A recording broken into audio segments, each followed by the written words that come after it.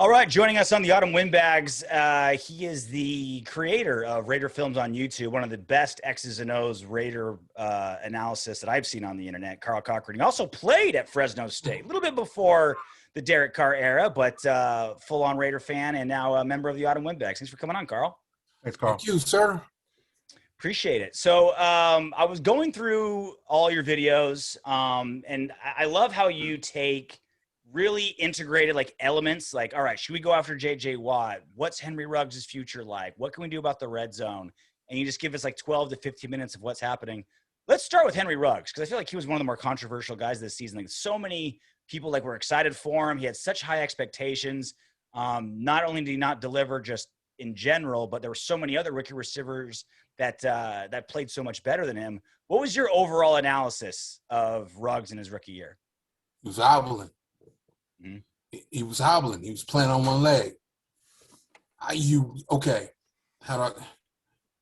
Remember week 1 against the Panthers, right? Mm-hmm. And that one play where he went out, he hurt his knee, and then he went out and he came back in, and then from that point on, he wasn't the same again.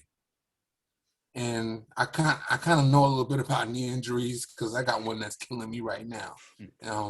Cold weather got you. Yeah, okay, and I believe it was to his medial collateral ligament, because what happened was, okay, he came back and he played the next couple of games, then he missed a couple of games, and he came back again, and they were using him as a decoy, because okay, when your medial collateral is jacked up, he's fast, so he's going to be fast. And he could be 3/4 speed and be faster than everybody else. So it's worth it to take him out there and run him deep and let him stretch the defense and then hit everybody else underneath. And then hit him deep at times. But his problem is he couldn't plant his foot and go the other way. Mm-hmm. And that was what I noticed, because I saw him run routes at Alabama. I'm not going to say that he's Antonio Brown, but he ran pretty good routes when he was at Alabama. He could plant his foot and change directions explosively. He could do that. And then I saw him at training camp, and he was, bam, just planting that foot and going. And if you notice during the season, he wasn't planting his foot at all. Yeah. Every cut was rounded, or it was a speed cut where he just turned his hips and went. He didn't plant his foot at all. He didn't, I think I saw him plant his foot one time, and that was the double move that he put on the Jets for that crazy touchdown for the win. Yeah, it's worth throwing out your knee to get that W and stop a losing streak against a winless team. Yeah, what I said that Nelson Agholor owes Ruggs a Rolls Royce or a Rolex or something, because he had his year because everyone was paying attention to Ruggs deep. That's the truth. That's the truth. Oh, and not just Ruggs. Don't get it twisted. Waller too. Yeah. Because what happened in New England? They took Waller away. They took Waller away, right? Yeah. You can't do that when Ruggs on the field. That's true. Mm-hmm. But they took Waller away, and we got the Raiders got dealt with. But we got ground down. We got grinded on. Yeah, that too. But on offense, we couldn't. We couldn't do anything. Couldn't do because you take Waller away. Now what? And it's true. Agholor hadn't really established himself at that point, and no Ruggs to stretch the field and take him away. Take the coverage away. That is. Yeah. So let's talk about Agholor. Like Nelson Agholor obviously was able to completely rehab his image with the Raiders this season as the number 1 wide receiver, obviously outside the tight end, Darren Waller. But, you had a whole video asking the question, like, all right, how far should the Raiders reach for Nelson Agholor? And I think he would be best back with the Raiders. Obviously, it's obvious and selfishly that I want to keep a good player. But when you think about it, like, There are so many good wide receivers in free agency right now.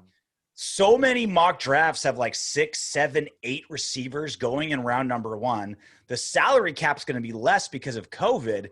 I don't think he's going to be getting this $14 million contract from some, $14 million a year from some other team. He knows he's going to be the number 1 receiver in Las Vegas. He knows Jon Gruden's system. We need a veteran wide receiver to help bring up these young guys. Like, I'm hoping we can get Nelson Agholor for pretty cheap, Carl. I'm hoping the same thing. Gruden has known this kid since high school. Yep. And so, this could go one of two ways. It's a complicated situation. I'll tell you why it's so complicated. Is this number one? Is what you just said. They brought him in. He reclaimed his career. Now we hope to have him for the rest of his career or whatever. Mm-hmm. The other is he knows the kid. He knows the kid has talent. He knows the kid can do this. And he wants to give him a chance to get his career back so he can go somewhere else. Mm-hmm. But at least he went, since he knows the kid, at least he brought him in and had him, revive his career. So how much of it was one and how much of it was the other? You know what I mean? Mm-hmm. Yeah. I mean, if I was Nelson Agholor, I was talking to RJ about this earlier. If I was Nelson Agholor, I would do a short deal, a decent money short deal, because he'll get more money in a couple of years when the cap's up and there's not so many big ticket wide receivers that's going to bring his value down. And he can prove he wasn't a one-hit wonder. Yeah. That doesn't make any sense. That makes too much sense. It makes too much sense. That's what I'm saying. It makes too much sense. I was like, "Oh, Carl's coming after you, Juan." I wanted to hear why it wouldn't make sense. You're spot on. There is absolutely. I can't find nothing. I can find no flaw in that. I believe that too. I agree. Because even if he gets hurt or something this year, he can still pull back to the year when he was healthy. But there won't be as many big ticket wide receivers, and there's going to be a bigger cap. I agree. There's nothing I can add to that. All right, RJ, you're out. Carl, you're in. Right. You're going to have to cut this interview short before I lose my job. So how much do you take into – I'm sure you saw the news, a couple of weeks ago from Vic Tafur of The Athletic of how Nelson Agholor blew up in the locker room. He was the one that was loud about it when the Raiders were skidding, late in the season. Does it – we're starting to get like varying reports. Like some players were saying, oh, it didn't quite go that way, but some people are saying it was close. I think the truth is somewhere in the middle, but I think where there's smoke, there's fire. I think Nelson Agholor, as he should be unhappy with the team that's falling apart late in the season. As a former player, as a guy who actually played, like, is that something that you think is going to make him not want to sign back with the Raiders? Is like, where do you think his mindset is? Is it like just purely money? Like whoever gives him the most money is where he goes? Or do you think there's going to be more to it for him? Okay, well, when it comes to what happened in halftime or whatever in the locker room, I give it one of these. Because you guys have played before, right? Yeah, high school. Yeah.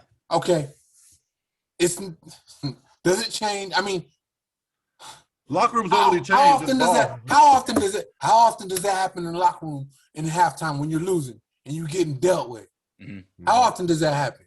Yeah. I didn't on play good teams every time. On teams I didn't play in the NFL, but in college, man, something in that locker room's getting broken if we getting blown out. If you messing up, someone's gonna tell you messing up, and that's what you want. You want your brothers to keep you in line, right? Yes, that's a family. There you go. That's all that is. So that has zero bearing on if he wants to come back, and I believe he does want to come back. The problem, it's on Gruden. It's on Gruden and Mayock if he's coming back or not. My worry is that Gruden tends to get a hard on for some of these players, and he overpays for them, man. And I'm thinking, Our Gruden? Come on, man. What? Stop it. No. No, but what I'm saying you're crazy. I am kind of crazy. That's true. Jason Witten, Marcus Mariota, you're telling me those guys? Oh, my God, dude. Okay, you know what, though? you're not wrong. Tell me a coach and a GM that doesn't. No, you're right. You're right. Yeah. But the thing is the reaches, the overpays for that. We're not in a position cap wise to do that, to spend that much money on a wide receiver who's not, a proven number one wide receiver. True that. You know what though? Also, because look at. Let's hear it, baby. Come on. I love him, so I hate to even say this, but look at Gabe Jackson. He's making left tackle money. He's making big money, yeah. And he's a guard, and he hasn't. And let's keep it 100. He hasn't. The last couple of years, he's been kind of hobbling around, playing hurt, and he hasn't been what he was earlier in his career. Yeah, the run offense hasn't been as good lately. But and that was McKenzie contract that he's playing under. But I'll just say this: at that time that he came along and performed well,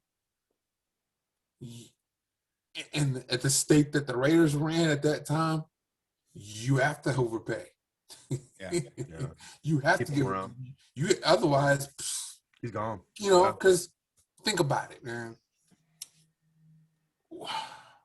Remember Amari Cooper? Yep. Of course. Okay.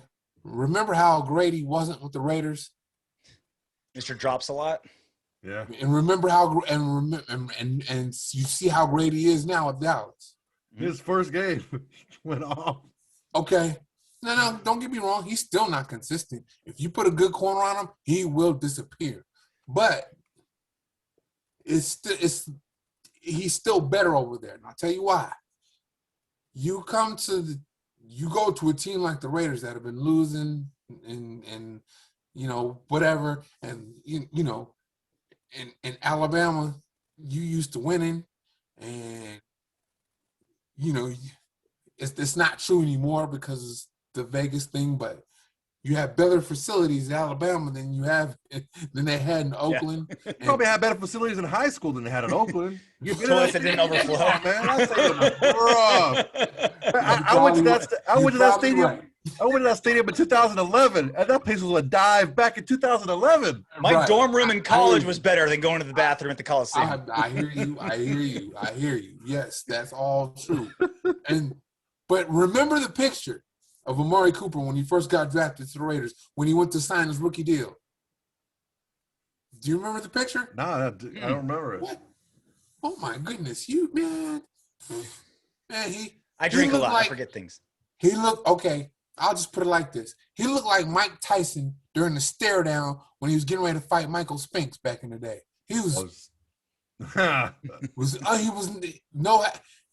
When he went to go sign his deal with the Cowboys. And remember, everybody was talking about Amari Cooper and how all business he was. And, he was this no-nonsense. He was just a no-nonsense type of dude. And he just tended to his business and did it, and that was that. But when he went to – first time I ever saw him smile was when he was with the Cowboys. You didn't know he had teeth until that day. There you go. There you go. The first time I saw him smile was with the Cowboys. And so when you have – that thing that the Raiders had going at that time, up until now, I'm gonna say, because I don't think they're gonna have to overpay, as much as they had to back then. A little more buzz now around the team, I think. Yeah. There you go. New stadium. No income tax in Nevada. No income tax in Nevada. I'm just getting ready to say that. Yep. Yeah. As you know, Karl, us California boys paying our 18%. Oh yeah, brother enjoys that. How much do you take into, because I hear it all the time, Gruden's got such a complicated system, super complicated system, rookies struggle grasping it, and that's kind of what I always blamed Amari Cooper's struggles on, was like, oh, he's just in a complicated system and he's not really grasping it. I'm buying what you're saying of how he's used to being in the best college football team ever, and now he's with the Raiders that are struggling. Do you think that's is that overblown? Is it correctly blown? Like how complicated Gruden's system is and how it affects his younger players? You know what? I don't think it was a system because he played in. I don't think his system was that different in Alabama. They ran a West Coast offense over there. They sure did. Now, sure, Gruden's going to get a little bit more wordy with his, you know, with his green right, 200 Z jet, you know, all that. Why banana? Yeah, Spider 2 Y banana. There you go. With all that craziness to it. But really, the bottom line, when you go from system to system like that, for the most part, is, oh, okay, that was this at Alabama. You know what I mean? Or that was that at Alabama. That means this. That means that. Yeah. Okay. Yeah, exactly. It's just you're exchanging Spanish for English and get that translation app on your phone. Yeah. So I don't think that was it. And at the same time, look how many balls he was dropping in 2017 before Gruden even sniffed, Oakland. So that I just think he was a unhappy player because he didn't want to. Most Southerners, I understand, but a lot of Southerners don't really like Cali either. Northern Cali. Culture shock. Yeah, it's a culture shock for sure. Yeah, and I'm not saying that was it, but there's just a lot of stuff. Yeah, it plays a part, right? Yeah, you go from the South to California. You go from the winningest program ever to the losingest program in the last 20 years or whatever, 15 years. That was a little hard for him, and I just don't think that I just don't think he was with it. I don't think he was really with it. Well, it's hard to rev it up when you're getting your shit pushed in every week. It's just hard. I mean, I went through it when I was playing, and it's just like the coach's words just stop ringing. Like after a while, it's like, yo, man, I bought into it, and we're still getting pounded on. Like what else you got to say? It's the same thing over and over again. Like after a while, it's hard to get ramped up. Yeah. Also, think about it. Okay. Derek Carr was by himself, and then Khalil Mack was by himself on the defense in 2014, and then it was 2-14, right? They were horrible. Yep. Okay. Then Amari Cooper comes over, and they go 7-9. Things is getting a little better. And then 2016, playoff. Yep. Yeah. So now it's like, okay, we did it. We climbed the mountain. Mm-hmm. We there. Yeah. And when they fell, oh man, we back to this again. Yep. That's why I wonder what's going to happen with Amari Cooper now. Like the Cowboys started falling apart, obviously with Dak Prescott going down and stuff. But he's still the line going down. The line going down. But Amari still had a pretty decent season. I wonder even when things went down, I mean, maybe it's because it's the Cowboys. You're in that giant stadium, and Dallas just loves them. He's kind of in the South again. I wonder if he's able to they're failing there, but it feels maybe just enough at home where he's able to feel comfortable. I'm gonna tell you what part of it is. Who's a corner in the NFC East? That's true. Touche. Yeah. Touche. Yeah. And who was he playing against when he was in the AFC West? Oh yeah. Yeah. Best of the best. Marcus Peters. Yep. Exactly. He had all those dudes. He had a gauntlet to run through in the AFC West. Mm-hmm. But now he's over in the NFC East. Do they have a corner as good as us? Yeah, it's rough over I know, there, and I know I can't cover. Well, speaking of defense, obviously, it was terrible this season. It's been historically terrible for the Raiders. They had 2 top 10 defenses in the last 20 years or something like that. It's just been awful forever. Don't wonder why we haven't been winning. That's right. It's not rocket science, right? You can't stop anybody, doesn't matter how good your offense is, you can't stop anybody. But with us going from Paul Guenther to Gus Bradley, is this person out? Obviously, hopefully we get a really good free safety, some really good edge rushers, some really good defensive tackle. Hopefully, fingers crossed, we're able to sign some good free agents and draft well. But can this defense take a giant step forward? Generally, with the roster we have, going from Guenther to Bradley, because Paul Guenther's so bad, that this defense is being held back by him and Gus Bradley can help it succeed? Or is this the personnel so bad that defensive coordinator is probably not that big of a deal? Who do you want to go at that first? You. Okay. My bad. This is your show, Carl. Okay. I'm sick of hearing from him. I hear from him every week. You don't want to hear from me anymore. He hears it from me every week, bro. You don't want to hear from me. Okay. The new face is You're the coming in. mediator here. You're our divorce lawyer. Him and I are trying to break this up. I'll say this. They're going to get exponentially better. They're going exponentially. That makes me feel better. Exponentially. Yeah. Think about it, though. If they finish 16, is that not exponentially better?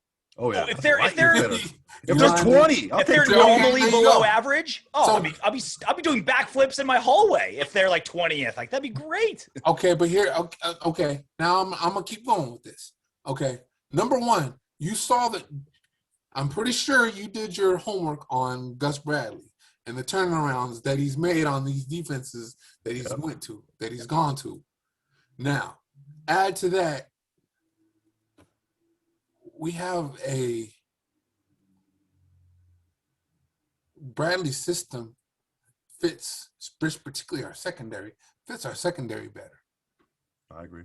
We weren't, this hot garbage cover 6 crap that Paul Gunther was doing, where you got your corners and your safeties backed up in the end zone on 3rd and 2. That ain't gonna happen no more. Yeah. They have a the cover 1, cover 3 press bail. Yeah, they have that challenge defense. They're gonna challenge you up the line. Yeah. Now, that's what Damon Arnett ran at Ohio State. That's what. Why is the name not coming? Trayvon Mullins. Trayvon Mullen. There you go. That's why that's what Trayvon Mullen ran in Clemson. They pressed and they bailed. Mm-hmm. So now we got something that fits the players. Yeah. And I can't wait to see it because Trayvon Mullen was the number 1 bump and run corner by Pro Football Focus in the first 5 weeks of the season. I don't know what he fell to, but he was number 1 in the number 1 press corner in the first 5 weeks of the season, 5 or 6, whatever in that range somewhere. Now, what happened to the bumping and the running? Out the window, man. Out the window. He was running. He wasn't bumping that much. There you go. And then Arnett, the kid Arnett, he was the best press corner coming out of college. And then what's the first thing they do? They put him in off man and in zone. Yeah, and then he gets cooked by old boy in Carolina. Mm-hmm. Yeah. I mean, come on, man. That's not his strength. Yeah. No, that's not what he does. You have to have. Okay, that's why.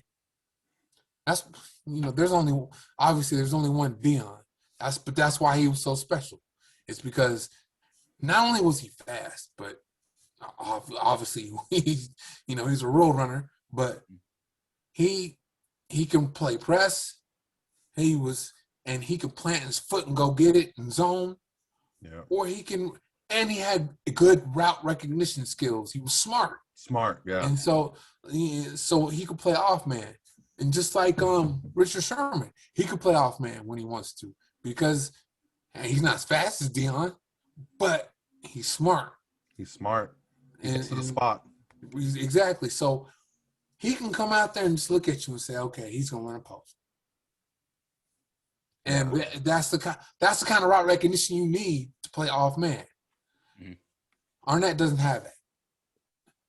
Mullen, his route recognition is better than Arnett's, but he really doesn't have that. Not to the level of a Deion or a Richard Sherman or, even D'Angelo Hall. He was good at route recognition, and when he was playing an off man. Yeah. What do you think about Abram? I think one of Gus Bradley's big tasks coming in is to really find a role for him and to get the best out of him. I'm thinking almost like a hybrid, like safety linebacker type of thing for him. A little move him around so he gets cooked a lot, and he did get cooked a lot in coverage. Man, let me tell you something. Don't worry about if he relaxes. Because as a matter of fact, let me shamelessly plug this video that I'm coming out with tomorrow. It's on April. Please do. I can't wait to see it. And it's about, he tried too hard. Think about it. He came up with all that swag on Hard Knocks. Yeah. Tom Brady could be my still daddy. Still has that swag. Still talks that. Still bumps the gums. Still has that swag. I like it. And he's very skilled. I know you couldn't tell this year, but he's very skilled in man coverage. I broke him down when he was in college. He has excellent range. You saw that when he in the first Kansas City game when they threw that deep ball to Tyreek Hill. He has some range. He went and got it. Yeah. Now, and he has all that, but his problem is, he can tackle. He's a missile, man. He's a missile downhill. Yeah. But that's the thing. When he's tackling, he tries too hard for the big hit. He wants to explode and then the ball to fly out and and that's great. But you can't always have that. You gotta, everything make the play. Everything is situational football. Just 3rd and 10 and 3rd and 1, but when to go for the big hit. And when to sure tackle, And when to just make the tackle, exactly. And so he has to settle down and not try so hard because he put that number 24 on.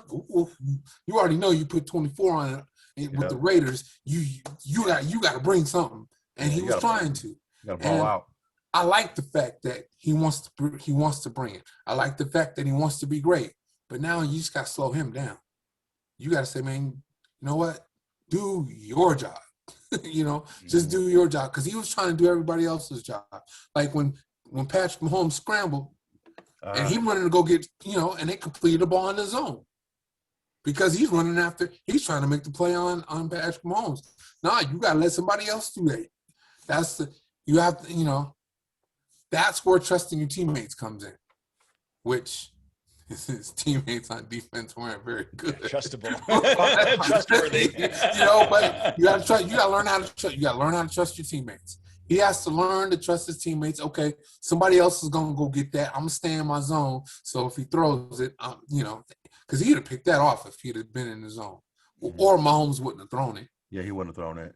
What do you think about the reports about how wide open Gunther's defense was? How he didn't game plan for a specific team, and we heard who was it?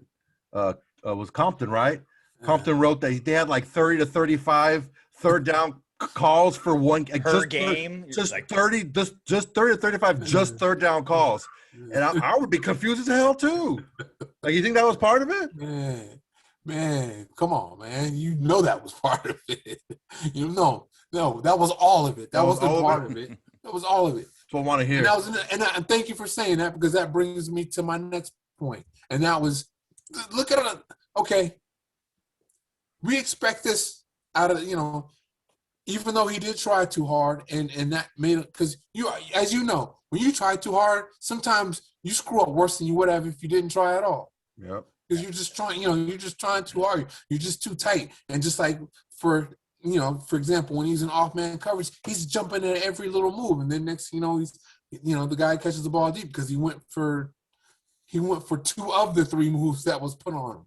And so, and what I'm saying, I guess what I want to say is that when you have a guy that's like, that was essentially his rookie year. And if a guy like Corey Littleton, who was all that in just the year before with the Rams, when I broke his film down, that was the most fun I ever had breaking down a player.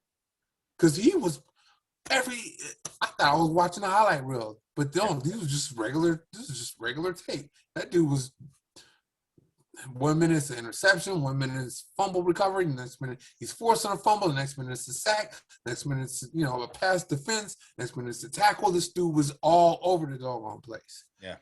Now, what did Gunther turn him into? Confused. Okay. Lost. So my point is, if he turned him into that, then what's Abram going to be? That's true. Yeah, good point. No, that makes Basically a a lot of rookie sense. player. Yeah.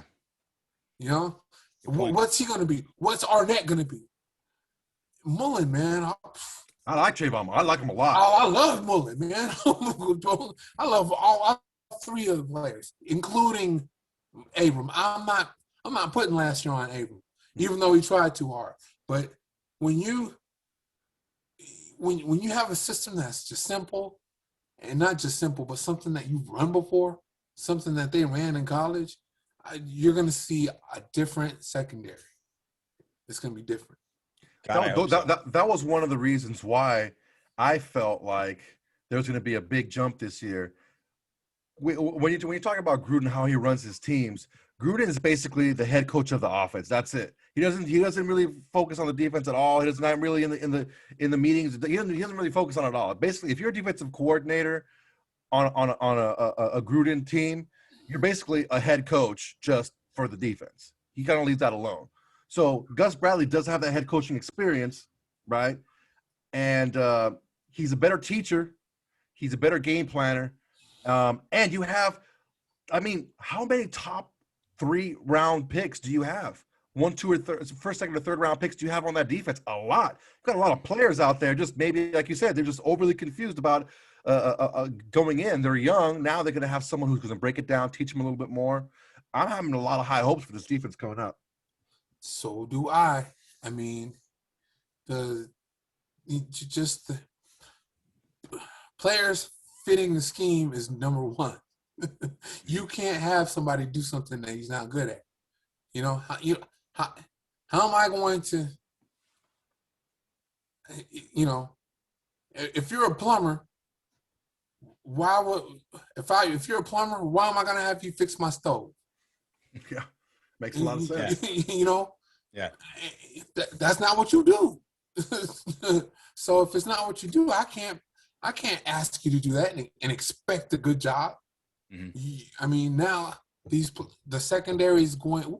The secondary is going to be much better, and you know, I'm actually expecting some little something from the D line too.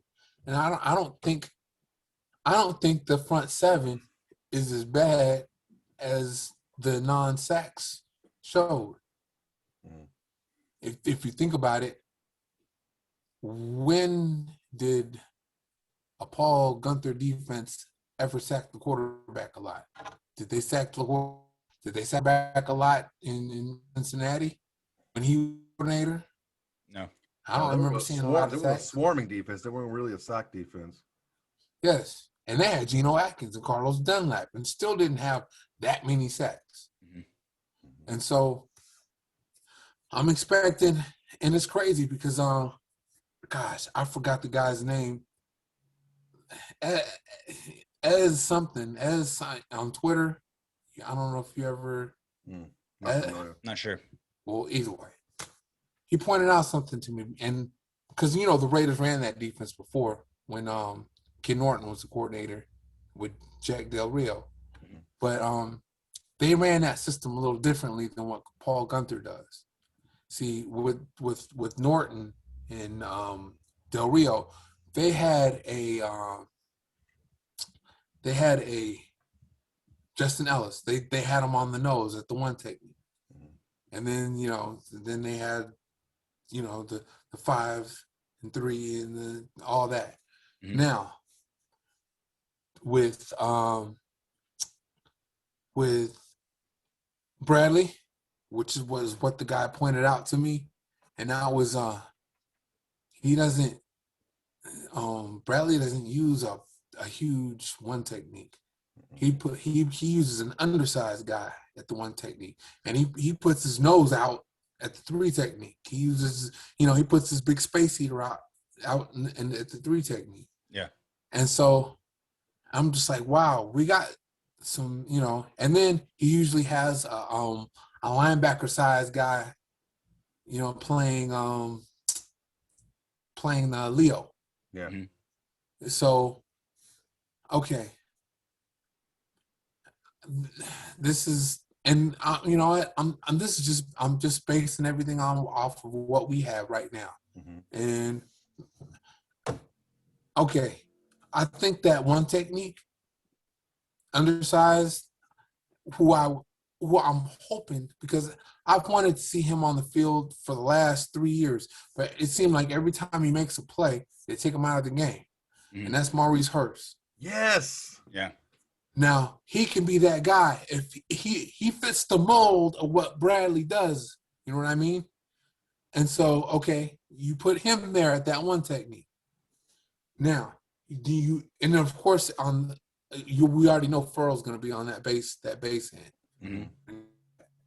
And then at that 3 technique, do you think Jonathan Hankins is coming back? He don't want too much money, so. man. Yeah. Do you think so? I don't think so. I think he's gonna want too much money, dude. Honestly. Oh, okay. Okay. Well, what do you think of drafting a guy like Christian Barmore? I'll take him if he's there. That's a big, he's 6'5", 310. Big kid, yeah. He can get up to 320.